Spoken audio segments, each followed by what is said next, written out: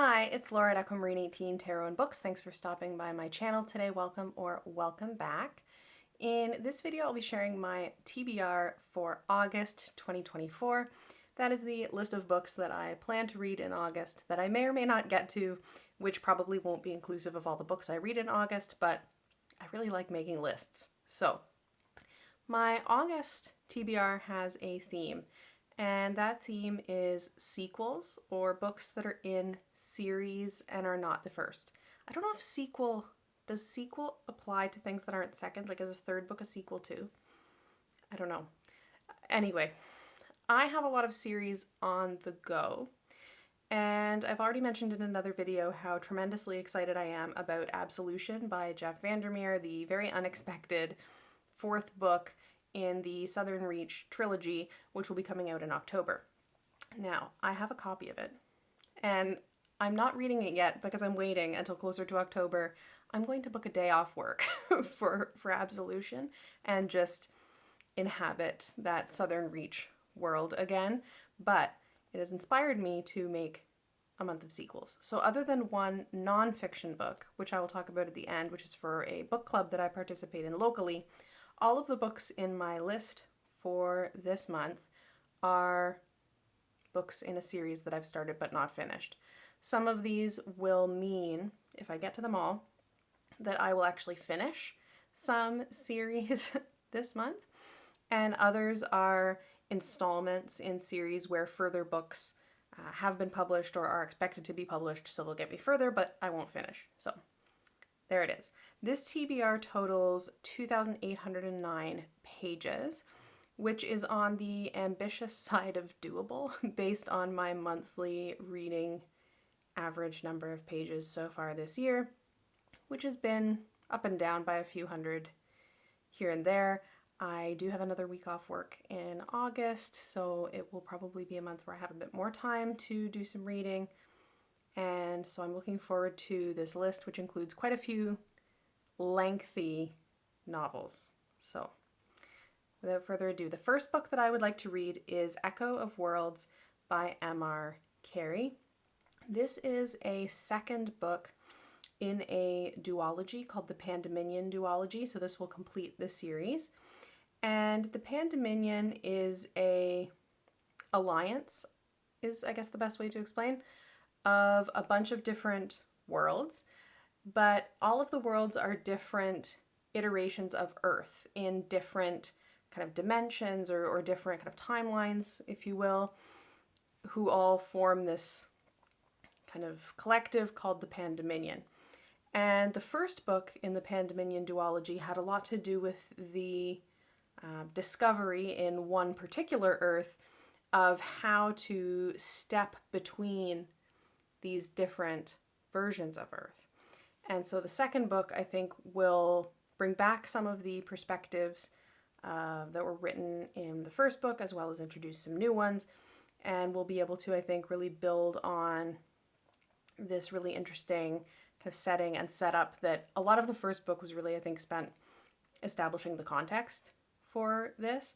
And something that I thought was really interesting in the first book is that it was set in multiple different iterations of Lagos specifically.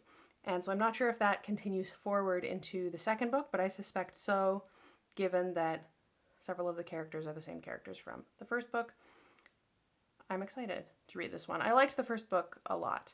I picked it up because M.R. Carey is the author of The Girl with All the Gifts, which I have not read, but I really liked the film. And so I'm happy to be exploring his work, in writing. The second book that I have chosen is The Unrelenting Earth by Kritika H. Rao. This is a second book in a planned trilogy called the Rages trilogy. The third book has yet to be published. The first book I read just earlier this year and I quite enjoyed. This trilogy is inspired by Hindu philosophy and mythology to some extent, but philosophy really in particular. And it follows a married couple who live on this kind of floating island.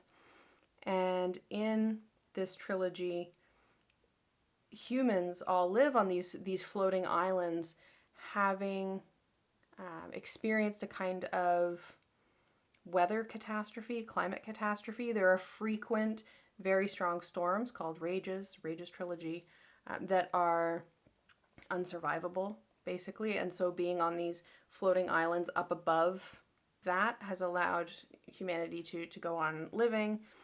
And so a lot of the first book, deals with the kind of power relations in these societies between the groups of engineers and scientists who make these islands fly effectively, and other folks in the society who don't have the ability, and it is a kind of fantastical ability, it's a fantasy series, who don't have the ability to do that. And so that's the kind of setup from the first book. I really enjoyed the first book a lot, and so I'm looking forward to the second. The next one that I plan to read, I'm sure a lot of folks who are here from the tarot side of my channel will be familiar with, and that is The Tale That Twines by Cedar McLeod. Cedar McLeod, of course, is the creator of several wonderful tarot and oracle decks. The Numinous Tarot, an absolute favorite, the Threadbound Oracle, the Uncertain Oracle, and the Threadbound Oracle is, I'm not sure if it's inspired by or is the inspiration for, I think it's inspired by this series of novels that Cedar is working on. And so The Thread That Binds was the first, The Tale That Twines, this is the second one, and it is set in a magical library, which I just love. And so the Threadbound Oracle deck features characters from this book series, and as I understand it, The Tale That Twines is kind of a prequel to the first book, in that it includes some of how some of the older characters in the first book met when they were younger and came to this magical library. Who doesn't love a magical library? This series is cozy fantasy, definitely kind of gentler in a lot of ways than a lot of the science fiction and fantasy that I read, and it's just a joy. So I'm looking forward to continuing this.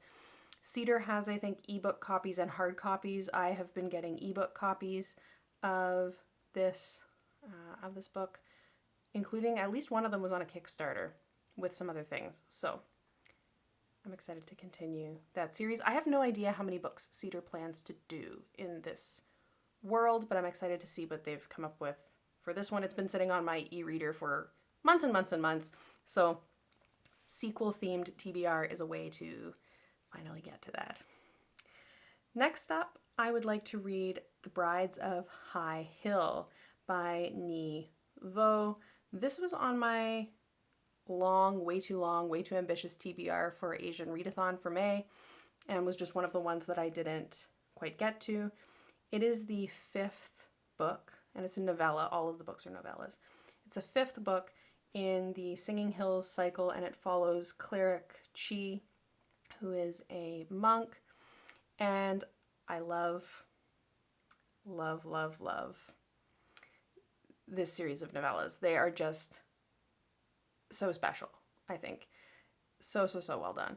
And it's hard to talk about novellas and the plots too much without giving a lot away, because of course they are short. The blurb for this one, the description says that it includes is a gothic mystery involving a crumbling estate, a mysterious bride, and an extremely murderous teapot. So I will be curious to see how exactly that plays out in The Brides of High Hill. I've wanted to read this since I knew that it was going to exist, because this is a series that I will absolutely read everything in. Another series that I will absolutely read anything in and do plan to finish, sadly because I will miss it, is the Books of the Raksura series by Martha Wells.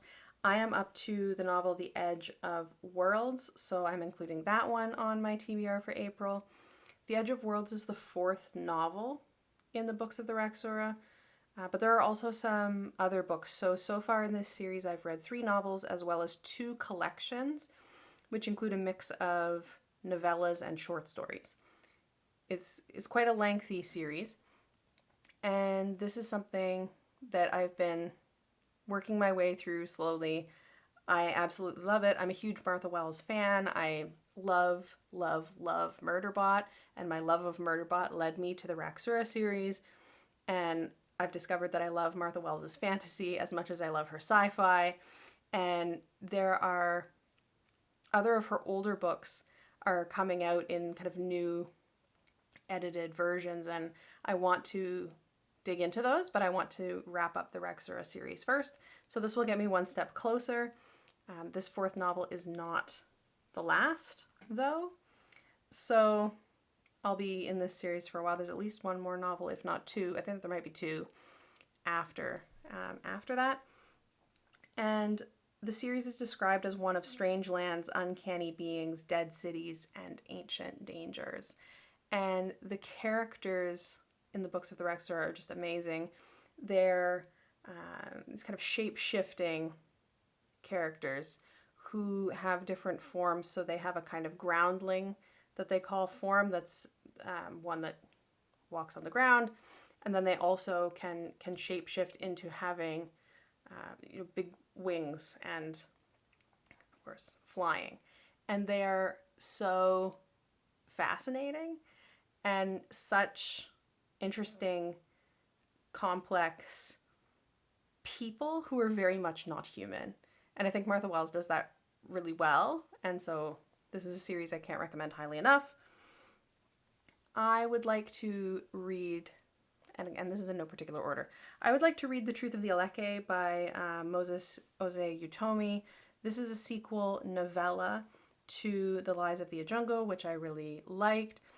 These are fantasy novellas with a desert setting, definitely an African-inspired desert setting, and they are mysterious and beautiful and best approached knowing as little as possible about what they are like. So I'm not going to say too much about it, but I really, really liked The Lies of the Ajungo a lot, and so the sequel is, obviously on my list. I don't know how many books this series is intended to include, but this second one is the most recent one that has been published. Finally, in terms of fiction, I would like to read Revenant Gun by Yoon-Ha Lee. I have been reading the Machineries of Empire trilogy for inexcusably long time, considering that I quite like these books. So the Machineries of Empire trilogy starts with Nine Fox Gambit. Nine Fox Gambit was a massively awarded and recognized and nominated novel when it came out quite a number of years ago now.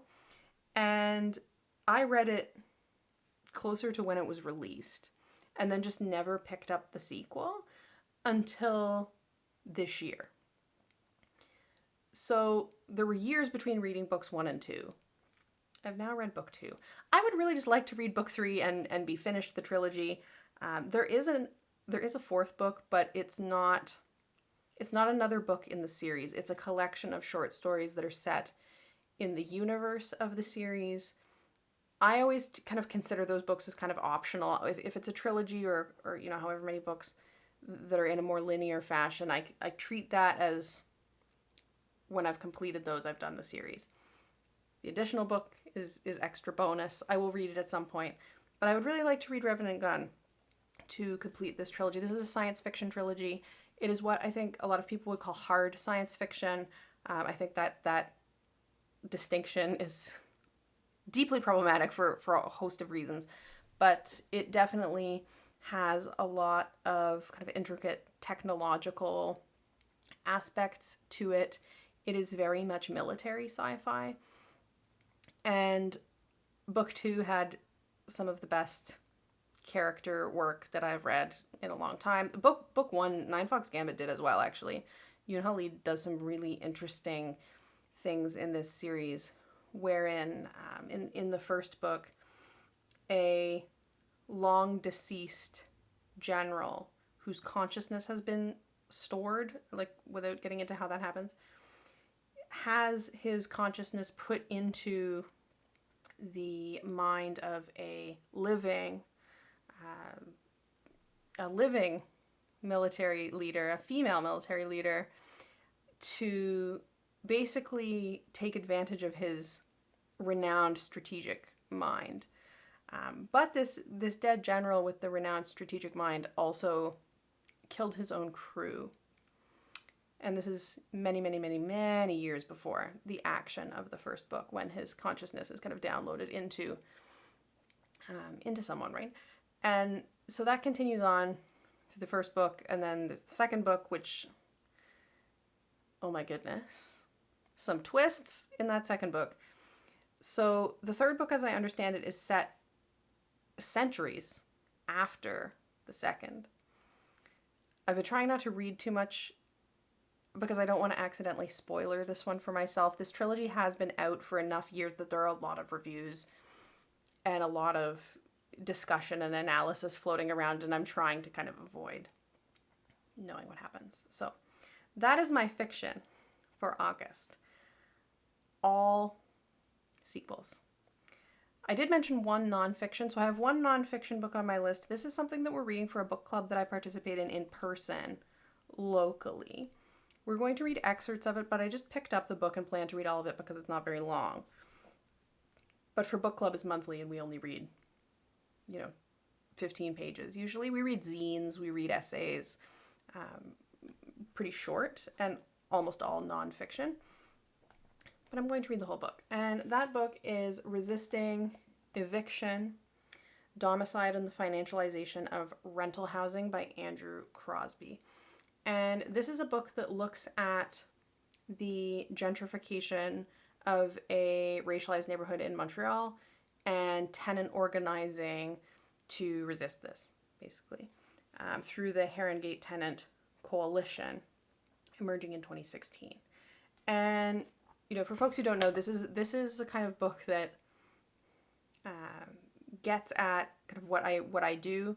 Eviction prevention and housing loss prevention is, my work in my day job. I work for a nonprofit. And so I'm interested to see what the discussion is like at book club about this one. So it'll be good. I haven't spent a lot of time reading these kinds of texts around the work that I do, which is work that I've been doing for 2 years and a bit since I did the big career change. So I'm looking forward to this. I'm looking forward to discussing it. Maybe I can drag a couple of my coworkers to the book club. We'll see. So that's my plans for August. Let me know what you plan to read in August. I do plan to read Parable of the Talents. Folks know I've been reading Parable of the Sower in July, but I need a bit of a breather before I delve into that. I will share when Parable of the Talents is happening in case folks want to participate in reading that with me. We've been having good discussion about Parable of the Sower. Let me know in the description what series you have started but haven't finished.